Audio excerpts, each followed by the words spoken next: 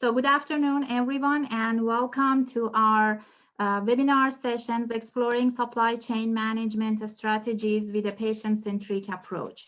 So I'm Bahar Ali-Akbarian, research leader at the Axia Institute, Michigan State University. First of all, I would like to thank our sponsors, eAgile, IntelliGuard, and Fresenius Kabi for their continuous support of our mission and effort.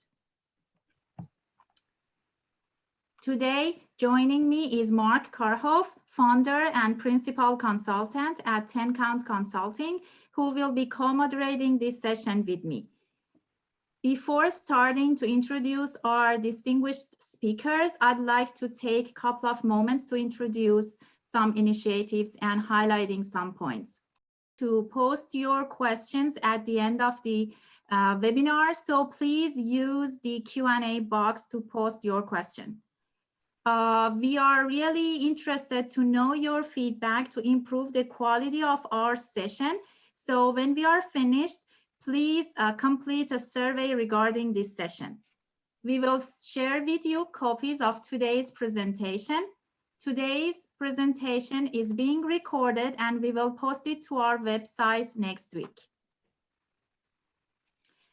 Just a couple of phrases to introduce Axia Institute's patient safety effort. The Axia Institute is currently leading an outreach effort to create a value chain ecosystem to help facilitate the end-to-end healthcare supply chain. Axia has been on this journey for quite some time now, and we have been addressing opportunities created for the pharmaceutical industry by the Drug Supply Chain Security Act, or DSCSA. Working with different nodes of the healthcare value chain, we are searching for ways to improve the quality, efficiency, and safety of care delivered to patients. In our previous session in April 14, Dr. Gada Ashkar, Director of Ambulatory Services at UCLA Health, and Dr. Jillian Foster, Pharmacy Service Line Administrator at Baptist Health, shared their perspective from their pharmacy role in patient-centric supply chain. They confirmed that technological advancements can significantly improve delivery of patient care by streamlining costs and reducing error rates caused by manual processes. Most importantly, each confirmed that drug shortages and the ability to provide real-time inventory management across the hospital pharmacy are issues that the healthcare supply chain must address. Based on those needs, we are pleased to inform you that we are announcing the formation of Axia Healthcare Consortium. We plan to start bringing customers from across the pharmaceutical industry together to address industry-specific supply chain concerns. Meeting will occur on a quarterly basis, and Axia and MSU will pursue research initiatives agreed upon by consortium members.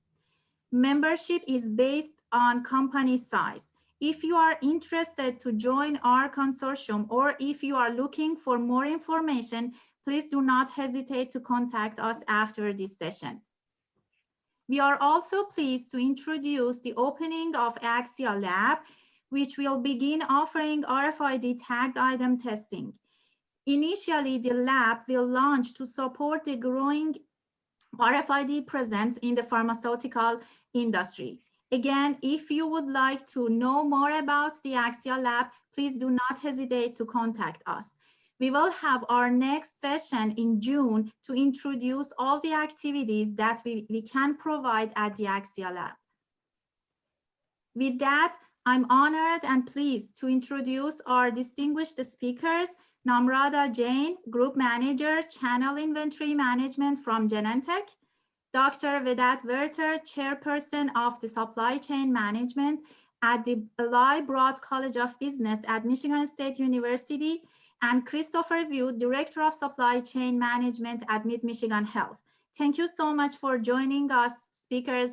And now, Mark, please The floor is yours to interact with our speakers. Thanks, Bahar.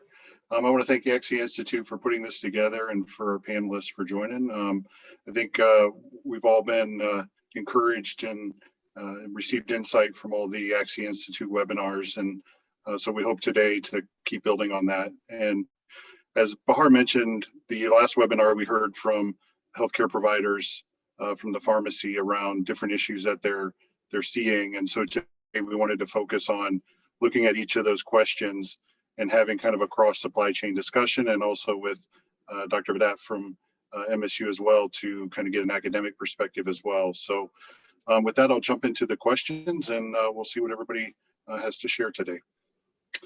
So the first question is, how can the industry work together to better guard against the rising tide of counterfeits, illegitimate online sources, and diverted products? And I think this was a question that came from the last webinar around some of the challenges that they're seeing at the pharmacies. So I guess, Chris, maybe I'll kick it over to you if you don't mind. Sure. Thanks, Mark. You know, one of the things that we saw, not so much just in the pharmaceutical space, but also across the PP&E space, the pandemic kind of brought out the best of the worst of folks and characters in the industry. A couple of things that, you know, I think industry could do to help us is really communicate with customers, their customers, and even distributors, so that they can communicate even more with the customers.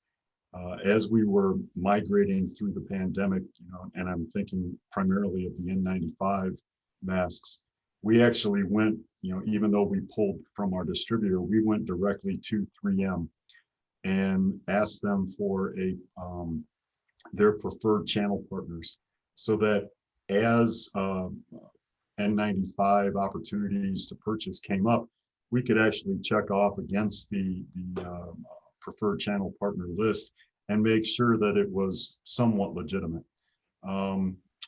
I think another thing industry can do is work with their customers, whether it's pharmaceuticals or other supplies, to identify alternatives when you're in the midst of a crisis. Sometimes you can't always rely on what you've always done. You have to get creative.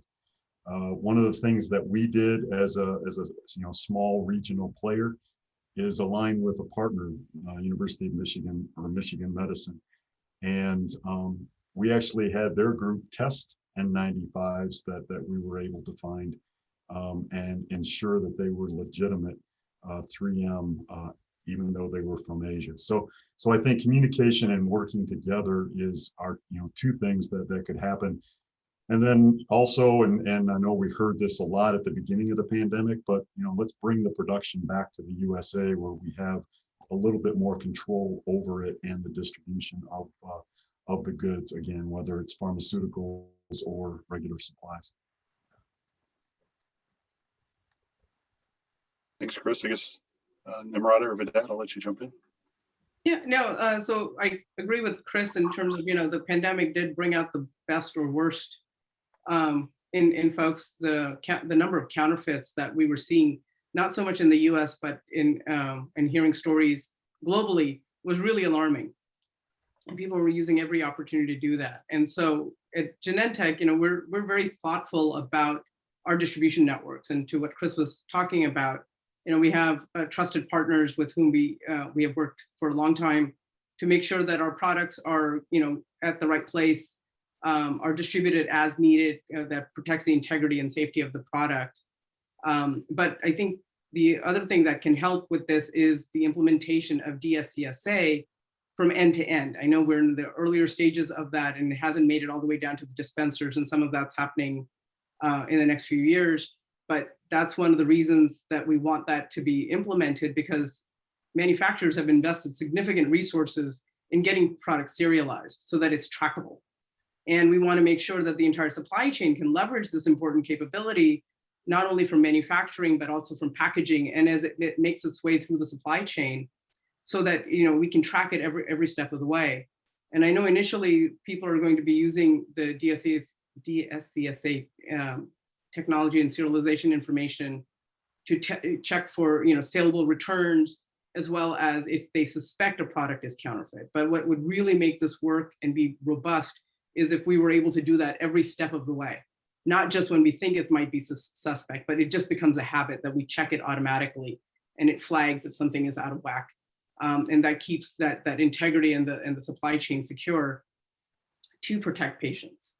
The other thing that I think we can, as an industry, need to do is also do consumer education, that people are using online pharmacies and things to purchase products when they think that they can't go through the normal routes. But not all online pharmacies are legitimate. And that's a huge concern. They may, if patients are doing it, they may, at worst, well, at best, may just lose money. They paid for a product that they never get. But what's of greater concern to us than other manufacturers is they would get product that either does nothing, or worse, it's actually something that can harm them even greater than the condition that they're trying to solve for. So that there needs to be a consumer campaign, in my opinion, that can help patients understand, that importing products from unauthorized sources, just because the price looks better, there's a lot of risk involved there. We have a secure supply chain for Genentech products, and I'll only speak for Genentech, and that we have alternatives. If one distributor doesn't have it, we have other distributors with whom we work that we make sure that product is accessible. And then lastly, I think we also still need to continue working with law enforcement to shut down these illegal sites that harm patients, to bring counterfeiters and illegal importers to justice much sooner. So I think there are several ways to address this issue. So from my vantage point, I wanted to take a step back and look at the industry as a whole, underlining that word there, working together part in the question, because obviously we discussed that, each healthcare provider or manufacturing company may have improved their own supply chain, but that does not mean that the industry as a whole has a reliable supply chain.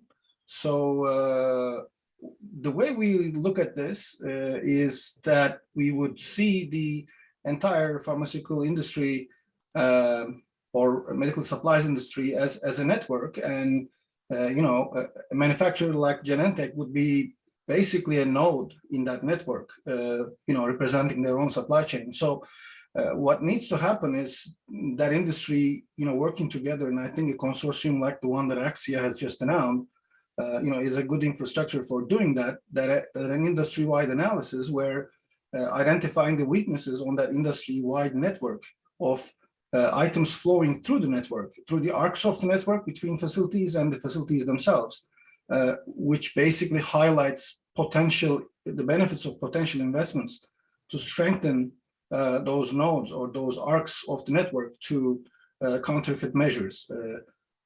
I'm not talking about something esoteric. This is known in the research that is done against counterfeiting and etc.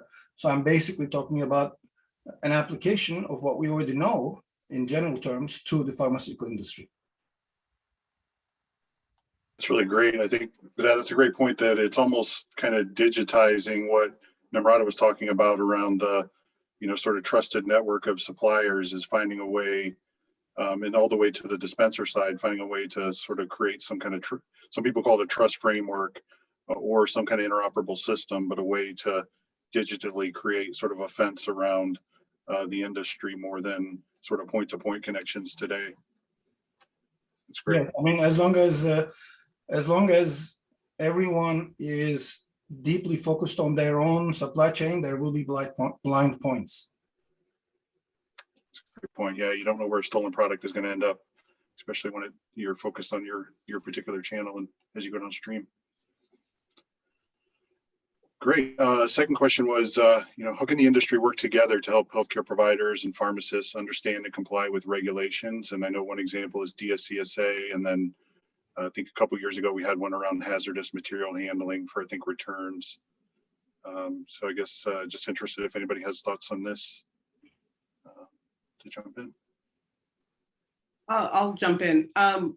I think it's the work of consortiums that can really make this work. I think, Mark, you mentioned the FDA will be doing a conference for dispensers coming up.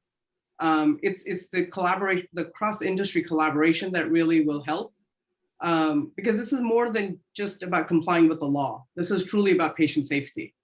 And it's having the different groups, the distributors and suppliers, the third-party logistics vendors, technology providers, all sort of having a conversation. Genentech works with several different consortiums like PDG, which is the Partnership for DSCSA Governance, that is independent, balanced, sector-neutral, not-for-profit group that has brought the manufacturers, distributors, third-party logistics providers, dispensers, and technology providers, as I mentioned, together to have the dialogue and align on how to implement DSCSA. And I think that would be a great forum for also the provider community to join, so that we can understand what they're challenged with, what they're looking for, what complexities that they're facing, as well as share what we believe are opportunities by implementing DSCSA, from end to end. And I think that would be a great thing for us to be able to have that dialogue and just hear what each, how everybody's approaching it. There's a variety of groups, through GS1, HDA, and PDSA that are also doing these kinds of collaborations. And then now with the Axia Institute being involved and creating that forum as well, I think it's that dialogue. Because when we start to work in silos, we create different things, and they're beautiful things, but they don't talk to each other. And as anybody who's ever experienced anything with network connections, this is always a challenge. And the beauty of this, the DSCSA works, is if we're all talking the same language, we're all on the same platform, or platform's the wrong word, but that we're able to communicate and we understand how it's going to be used and how they're going to be accessing it.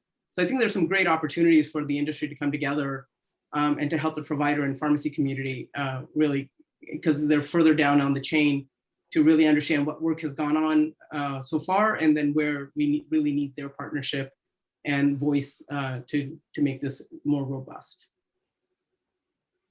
And we, Genentech is always happy to partner and do pilots with groups. We've done one with UCLA in the past year that we found hugely valuable. So we're always looking for those industry collaborations to just learn from our HCP working groups. That's great. Yeah, I think the date for that FDA one that they just announced, I think it was today, was June 1st. It's a dispenser focused, but obviously it's open. So we always encourage everybody to look at these FDA, especially if you're trying to understand DSCSA and what the implications are, whether you're implementing it or supporting it. It's a good place to go because you'll get a little bit more insight on what the FDA is thinking. So that's a good call out. Anybody else have any thoughts on this one? Otherwise, jump to the next one. Great. Next one is, how can the industry work together to create more precise and efficient data sharing? So I think we're touching on this a little bit, but I'm just curious if people have thoughts on maybe tangible steps or other things that we could do as an industry on this issue. I guess, Vedant, did you want to start? So I wanted to avoid the disadvantage of being the last speaker, so I'm going to jump in first.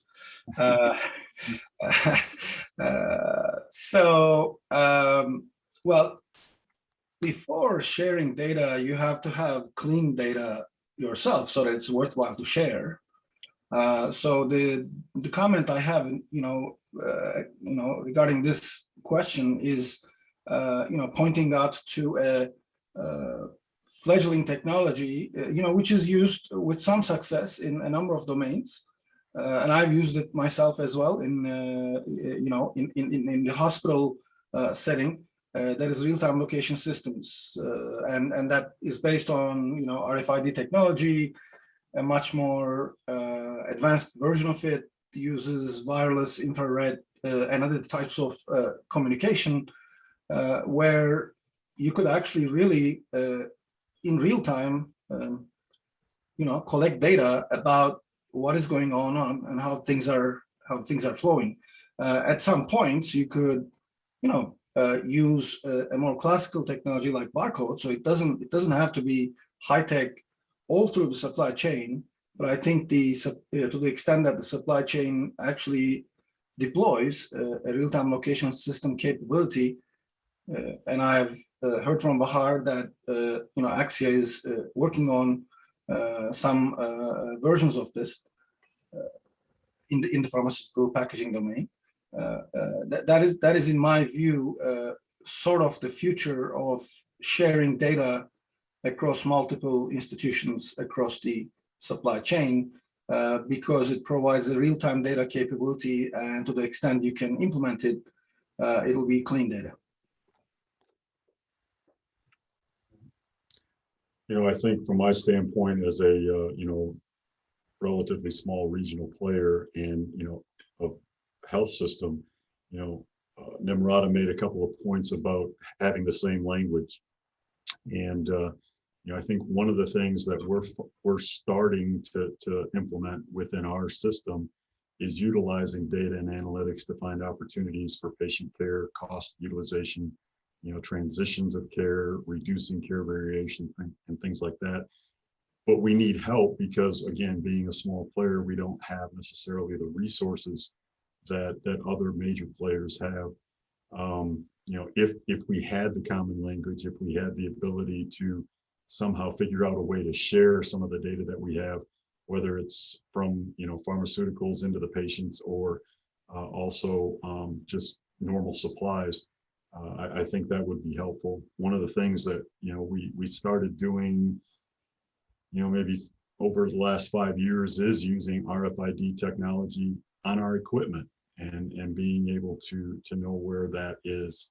We've got we just implemented as a result of the pandemic the telemedicine. So we're able to use some of the technology and but if we had that I'll say data management or data sharing capability language, then I think there's just there's more opportunity for us as smaller players and even smaller out in the industry. Yeah, I want to get a t-shirt that says free text is problematic, because that's the bane of existence. How do you take data that becomes actionable information? So anytime there's free text allowed, every misspelling, creative nomenclature, extra spaces, no spaces, it all becomes a new record. And trying to then map all of those things to mean the same thing, to then actually have a full picture of what data you have on which then you can take action, can take an inordinate amount of time. We've experienced that here at Genentech with our master data. To clean that up has been a huge years-long project, and continues to be. And so, the adoption of standard nomenclature would be a huge one. And as Vedat said, like the barcode, like once you scan it, there's no fixing it. The nomenclature that comes across is standard all the way through whoever's using it and scanning it. There are standards organization, obviously, like GS1, and so that if we can all align on using those, it would really solve this issue of creative nomenclature, as I call it. So Genentech was the first manufacturer, I believe, in the US to implement, accepting and receiving product data using GDSN, which is the global standardization through GS1. And highly recommend that we all align on that, so that we can then do something with the data we've collected, because otherwise it's just data that just sits there, and we're spending more time trying to unravel it to see what it means. And does the first record and the second record, are they for the same company or the same thing, about on the same product? And we go around in swirls. And so totally a big fan of simplified, standardized. If it's a barcode, the manufacturer sets it up and starts it, and then it continues all the way down the chain, and we're all speaking the same language. That's great. I appreciate all those viewpoints. I think, RFID kind of falls into that same category, I think, too, just in terms of the encoded data. So I think there is a lot of parallels between barcodes and RFID, and, you could argue that they can work together for sure. But I think the other interesting thing is, as we've gotten to talk to more distributors and dispensers, is to see what happens with the data today. And it was eye-opening for me, because I sort of had this assumption that somehow magically the master data was flowing downstream. But actually, in reality, what happens is every point in the supply chain has different systems and processes that they do with the data. and they do things sometimes for their customers and sometimes for their own systems, which is good in the short term, but in the long term, it creates, you know, a complexity of, you know, data being divergent and different depending on where you're looking at it. So yeah, GS1's a good call out. I think GDSN is if you haven't heard of that, it's a technology that's used in retail heavily and some other industries for sharing data. There's also FDA has the, I think it's called SPL, Structured Product Library, maybe. That's also another place, and that feeds into the Daily Meds website for anybody that's familiar with that. There's a relationship somehow, I think, to it. So, Mark, great conversations. Do I have a minute to just expand on what something Chris said? Now, I think for the upstream stages of the supply chain, where, for example, medications are being produced, the barcodes and RFID, you know, is wonderful. But as you go downstream, the patient comes into the picture. So in order to be able to patient-centric, you need to follow the patient in terms of where she or he is and what's happening to her or him, you know, in the either the acute care system or anywhere in the other parts of the healthcare continuum. So this is why I brought up the, you know, the concept of real-time location systems, in the sense that particularly, you know, when you step out of the pharmacy domain and step more into where pharmacy interacts with the patient and a whole bunch of other things interact with the patient, then you need to follow something that's moving. And RFID is not just sufficient to be able to do that. So this is why the RTLS has been developed, and that's why I see it as more of the future. That's great. Thanks for that. Yeah, this is why this conversation is so powerful, I think, is it starts to get us all thinking a little bit more across supply chain versus the sort of, you know, maybe segments that we focus on a day-to-day basis. So great. I think we're going to pause just for a second to do a quick poll. If you haven't seen it in front of you, I think I've heard a few people have seen it, but I'll go ahead, Bahar, if you want to jump in. Yes, okay, so thanks, Mark. So to understand the capability of the audience, we would like to ask you about the readiness of your organization to move to a patient-centric supply chain. So please take a moment to answer the question. So how prepared is your organization to move to a patient-centric supply chain? Option number 1, not at all. Option number 2, started, but in early stages. Option number 3, understand the need, but still making plans. Option number 4, we have already started our journey.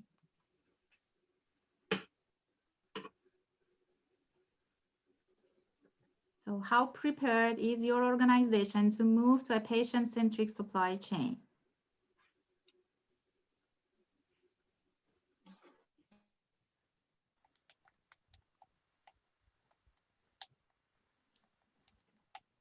I'll wait another 15 seconds.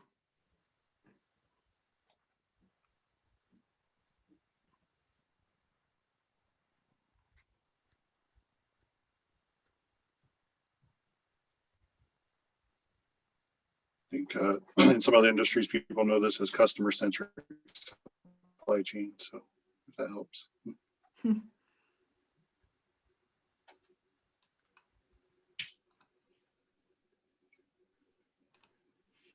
Okay, so let's see. Great, Bahar, you're going to try to share the results, right? Great. So 36%, we have already started our journey. 27, not at all. 18, somehow in the middle. Okay, so our hope is within this seminar series and with the help of Axia Consortium, we can help you to move forward toward this journey. Okay, so let's go for our other questions, Mark. Yeah, thanks, Bahar. I think that's, I guess I'm not surprised, but it is interesting to see that there are a lot of companies that are already looking at it because I think it is starting to get a lot more publicity around the importance and benefits of it. So it's great to see. So I guess our next question was, how can the industry work together to create more smart transparency and improve forecasting and supply? And I guess, Nimrata, we'll start with you. Thank you, Mark. So this is near and dear to my heart, and also sort of where I live day to day. And we've also heard from previous panelists, that's the supply and shortages are huge pain points. And it's a huge pain point, not only for the patients and everybody in the middle, but also for manufacturers. And this kind of goes back to our, need for data and actionable data and having visibility into that data. And that requires transparency. Because our department specifically at Genentech, our goal is to get the right product to the right place at the right time for the right patient. And we have a good understanding of our market for our products. So if we're not launching a new product that's going to bring us a new or different patients, we actually have a pretty good idea of how much product we should be putting into the channel to meet patient need. And so, for example, if we see one distributor order a larger than normal quantity, we then we'll obviously talk with them, but also we expect then that a different distributor is going to have a sort of a corresponding decrease in the order they're placing because of the market as a whole has been fairly static. And this really, for example, for us really plays out in during the flu season. So we have flu products and we have a dedicated team that during the flu season that stays hyper vigilant about where the flu is, using the CDC heat flu map and tracking how the flu is making its way through the US, and also partnering with our distribution partners to let them know because they're busy doing other things and working with different manufacturers. And because we have this dedicated team, we just offer our support and services to say, we're seeing the flu moving here. How can we help? How do you need, where do you need to move product? Can we help you? Can we send it to your forward DCs, or are you going to able to move it? Now, whatever actions they choose to do is up to them. We don't push on that. We just share the information so they can make informed decisions. But a lot of that is visibility through data. And we have access to daily 867 data that shows how much product is sitting in the channel, how much is actually moving.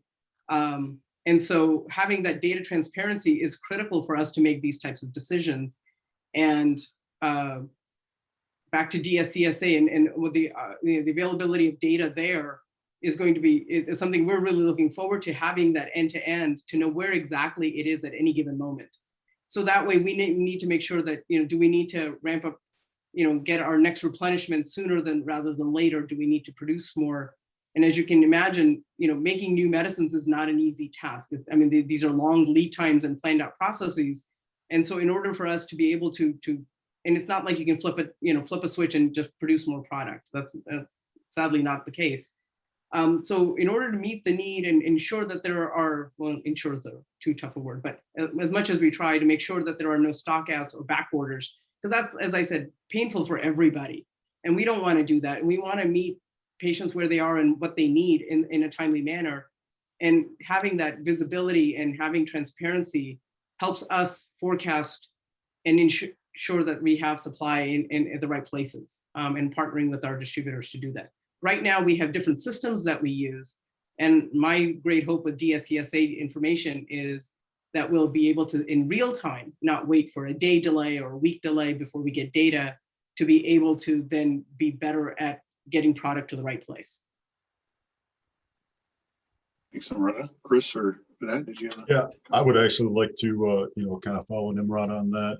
Coming from the outside of healthcare, I think there's a lot of things that healthcare can learn from other industries. And one of the things, it might sound simple, but just the SNOP type of activity, and Nimrata was touching on that. I think it would be very beneficial in the healthcare world, and maybe a very small example, but recently we had some issues in our invasive imaging or cath lab area. And, hospitals run on a very thin margin, and we try to keep our inventory levels as low as possible, very low par levels. And they ran through a certain type of wire, 24 over a 3-day period where they normally use 2 per day. And so having some visibility into being able to forecast in an SNOP type of mentality would be very helpful for us. And then having that back integrated into upstream into the manufacturing world would be good. I think another thing for us, and you know, again, back to the data and systems is, you know, we have an EMR system, and it's been really good, and we use it. We use it a lot for our pharmaceutical or our pharmacy able to get the right medications into the patient. But we also have an ERP system. And while there's some integration and some talking between the two, they are two completely separate systems. And we have to somehow, and this is utopia, but almost like in the manufacturing space where you have SAP, it's one integrated system, so that when we're talking here at Mid-Michigan Health, if we're buying supplies from Genentech, they know immediately or have immediate visibility into what we're seeing and needing. You know, we struggle with a lot of manual processes. That's probably not something the industry can help with us. But, you know, automation, I think automation in our supply rooms, we still use the sticker sheets for some of our OR capabilities, where they're actually hand keying in from a sheet, a case sheet with stickers, what we used, and being able to get into barcoding or scanning the usage of the supplies or the drugs or whatever would be a lot more helpful and get us into that more S&OP type of integrated data. Yeah, and if I can just add for a second, also, you know, it's also a patient safety issue. So in those rare events where product may have to be either recalled or there's some issue with it, having that transparency all the way down the line would, you know, expedite how quickly we can get to whoever we need to get to communicate and find out what's going on, or to research if there's any kind of a security issue or counterfeit issue that we need to investigate. Having that visibility, we know exactly who has it, because there's a lot of information with batch numbers and lot numbers that can help us track right to exactly where it is, so that we can get to somebody that we need to communicate with right away, as opposed to relying on the downstream supply chain communicating all the way down. So there's some huge benefits for having transparency. And I think that's a good point, Nimrata, because one of the things I see is if there is a recall, for example, it's communicated to us via a letter, normally, sometimes an email, and it has 4 or 5 pages of batch numbers or lot numbers, and we don't lot number track necessarily in our system, and so we have to actually go through physically and look at each where we store the product to see if we even have it, and most of the time it's already been used, and we have no idea necessarily which patient it was used on or in. So that's a very good point that you made. I would just quickly add, I mean, because both Namrata and Chris have raised all the pertinent points. The only point I would add is the talent acquisition piece, in the sense that I think the members of pharmaceutical supply chain or healthcare supply chain would be better off to the extent that they employ they attract and employ young people who are well versed in things like machine learning, artificial intelligence, data science, and supply chain analytics. So to be able to do many of the things that Chris has mentioned and Namrata has mentioned, I do believe that a talent base like that will do wonders. Agree. That's great. I think the one thing I was going to mention too is I think with all the new technology and things that are out there and some of the piloting that we've seen, there's really some powerful things that are already being shown can be done and are being done on a limited scale. So just finding ways to, as the industry, come together and align on those things, I think would be really powerful. I mean, those are great examples, I think, of where interoperability and smart data can pay off. Just a quick reminder, if you have any questions, I would definitely encourage you to throw it in the chat here. It looks like we'll have a little bit of time at the end here for some Q&A, so definitely jump in.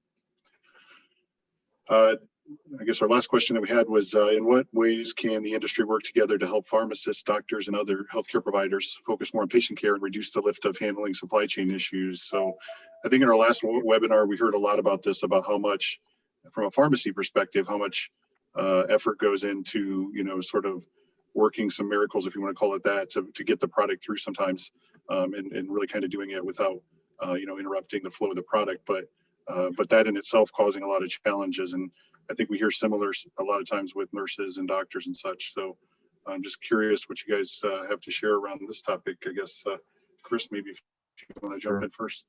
Well, kind of tongue in cheek, I was thinking, you know, if the industry could help us stop having pandemics, it would be a lot easier to deal with the supply chain. But there's a couple of things that, you know, came to my mind as I was looking at this. And one of the things it's, you know, if we could get industry to engage our providers as a healthcare system in the value analysis and work with us as a health system to stand behind the process. So kind of back to my S&OP comment, you know, there are new products, new supplies, new drugs coming out every day. And I'm pretty confident most healthcare systems to some degree of maturity have a value analysis process. And if we could get industry to work with the providers to engage in that and stand behind it and understand that, you know, you might not get what you always like, but we're going to do what's best for the patient in the long run. And it kind of goes to another thing that I've seen again as an outsider, that, you know, if we're really focused on patient care, and it might sound trivial, but that relationship between the physician and the sales rep, I think, needs to be looked at. Because if it really is about the patient and what can we do, you know, there are opportunities to use products, supplies, drugs, whatever, that are based more on the patient and less on the relationship with the physician and the sales rep. So again, value analysis, and then let's focus on what's right for the patient in the long run. So if I can follow on that, because my comments are along the same lines and a little bit more. For me, this will take a bit of a mindset change in the following way. Having moved to Michigan, you know, about 2 years ago, I had the privilege to meet the supply chain vice presidents of 3 of the large networks systems. And in all 3 cases, I was told that their primary mandate is to take cost out of the system. That is not a patient-centric approach. So that has to change. And actually, you know, Chris mentioning the ERP and EMR are completely disjointed also is an evidence for me that, you know, cost is being handled somewhere and the patient care is being handled somewhere else. So the idea is that here, the value to be driven out of the system is the health outcomes. I'm not saying ignore cost, but I'm just saying if you keep on, you know, looking at cost only and that's, you know, what you're measured of or your performance is measured of, then you could take things, for example, inventory levels to such a lower level that could actually basically threaten, you know, health outcomes. You know, Chris just mentioned how low inventory levels they work with, and I understand that because they have a cost objective, and you know, minimizing costs basically takes you down that path. So the issue is that the entire health network should work towards maximizing value for the patient, where value is defined as the health outcomes for the patient, taking into account cost, but not having cost as the primary objective for the supply chain division of the institution. For that. So, you know, I agree, because the Genentech is focused on improving both the customer and the patient experience, right? So that it sort of better mimics what we currently experience just as consumers. And healthcare is not there, but we're open to learning and hearing from the provider community and the pharmacy community on how we could better do that. So happy to engage in those conversations and co-create solutions. That's great. Thanks, Namrata. Yeah, it's really interesting stuff. I think just the, you know, sort of working together collaboration of this, I think there's a lot of potential power in that, because I think to Chris's point, I also come from other industries prior to pharma. And I think one thing you've seen in other industries happen probably more is the collaboration across the supply chain to work together to reduce cost and improve quality.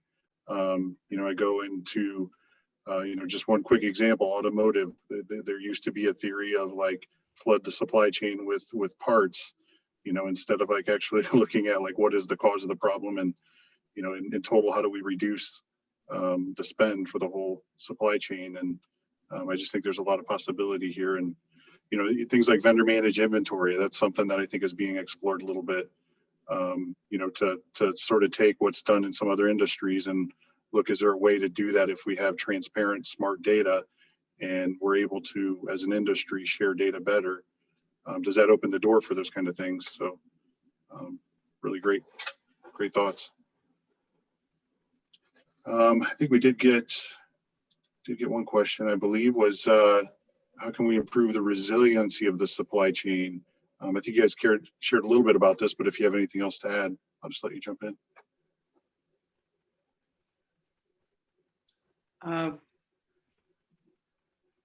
Several ways to answer that question. I have to think about that for a little bit. I'll let Chris or Vedat jump in if they have thoughts. Yeah, I think from our standpoint, from a user or customer of the upstream supply chain, it's really, I guess, going into this S&OP or value analysis, really knowing what your options are. I mean, we're in a state right now across the chain where we're seeing a lot of allocations and a lot of back orders. And what options do we have, and putting some process around that so that when you do get into the situation where you have to substitute, you're not sitting there scrambling, you're just going and picking off your list and saying, okay, I can't use A, but I'm going to go order B, and be able to do that. So it takes a little bit of planning. It takes maybe going through a pandemic to get that set up, but really have that process in place so that you can refer back to it the next time.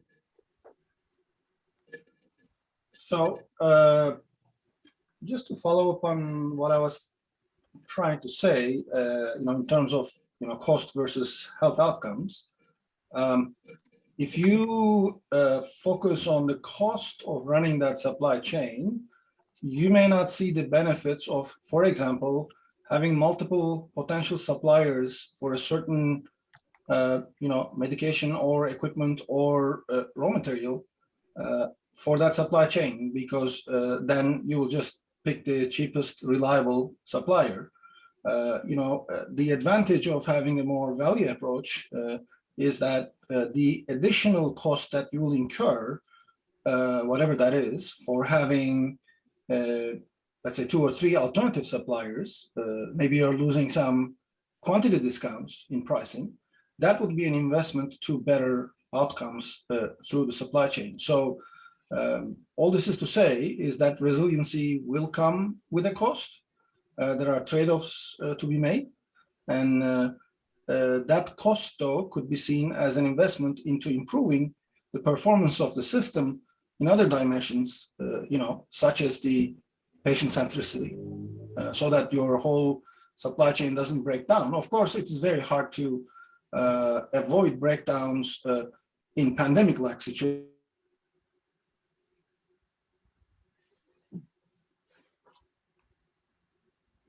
Did we lose Vedat? Yeah, I think those are great thoughts around the resiliency. I guess, Bahar, should we go to the next question maybe?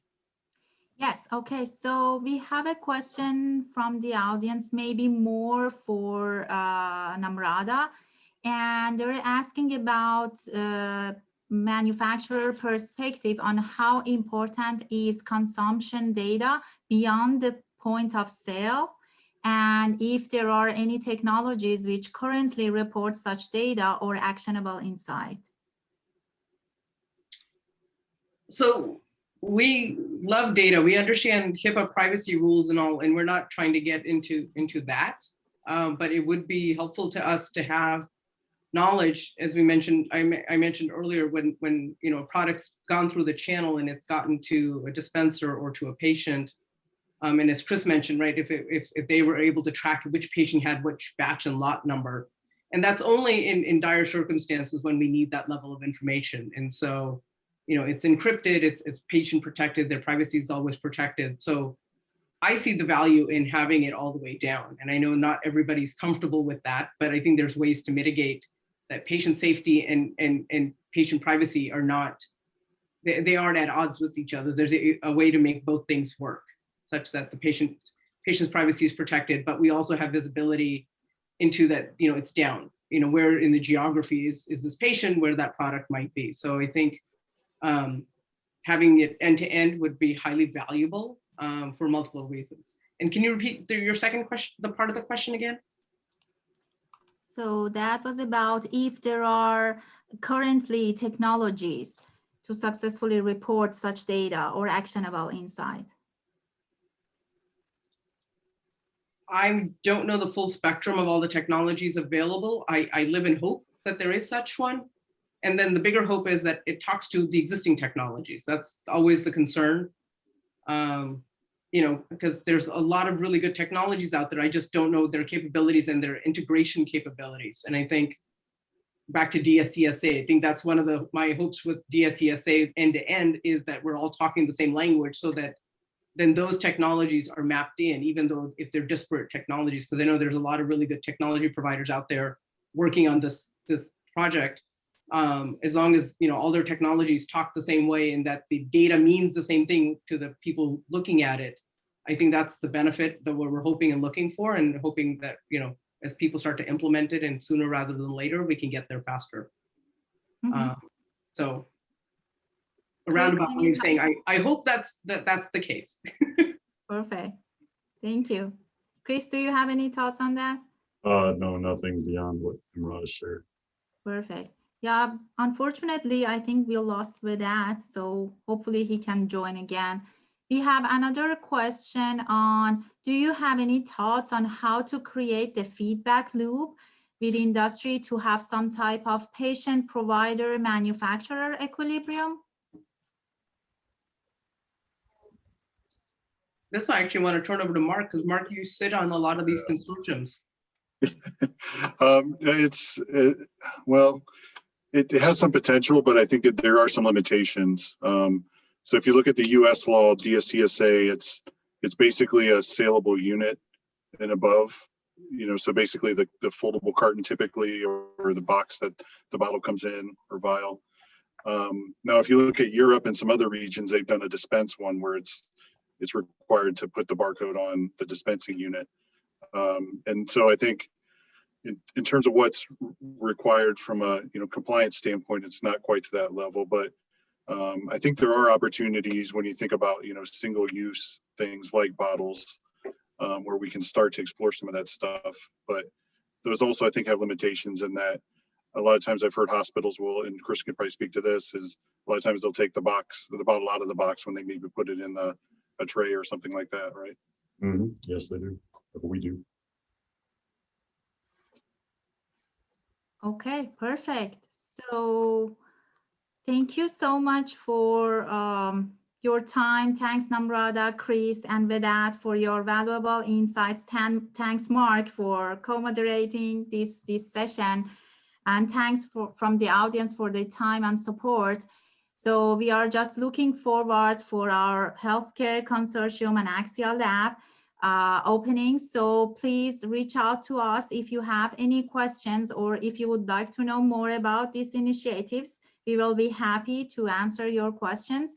And as I mentioned, we are really looking forward to improve the quality of these webinar sessions. So please take a minute to complete the post-event survey after this session is ended. Thanks again for everyone. Thanks for our backup team, John Hatfield, Mike Karhoff, Swami, and Charlie Hessman for their help and support. And thank you again. If you have any closing remarks, Namrata, Chris, or Mark, thanks again for your time and appreciate that. Thank you and have a great evening. Thank you. Thank you. Thank you. Everybody. Thank you.